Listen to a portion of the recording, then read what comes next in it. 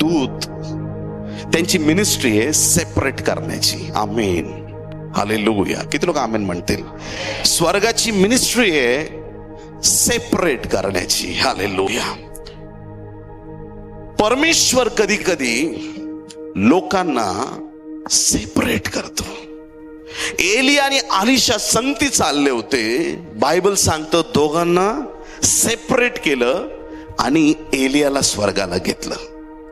500 लोकांच्या जमावा देखत येशू ख्रिस्त होता, पण बायबल सांगतं येशूला वेगळं केलं, सेपरेट केलं, स्वर्गात नेलं.